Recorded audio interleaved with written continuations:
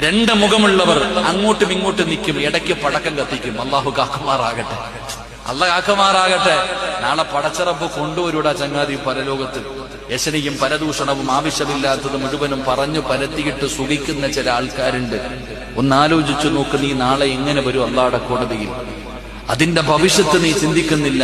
എത്ര കുടുംബങ്ങൾ നീ കാരണം തകർന്നുപോയി, ഭാര്യയും ഭർത്താവും തമ്മിൽ അകന്നുപോയി, കൂടപ്പുറപ്പുകൾ തമ്മിൽ അകന്നുപോയി, ഏറ്റവും നല്ല കൂട്ടുകാർ തമ്മിൽ പരസ്പരം നീ അടിച്ചു പിരിപ്പിച്ചു. എന്നിട്ടൊരു സുഖം, ഒരാനന്ദം, രണ്ടെണ്ണത്തിനെയും രണ്ട് തട്ടിലാക്കിയപ്പോ ഒരു സുഖം.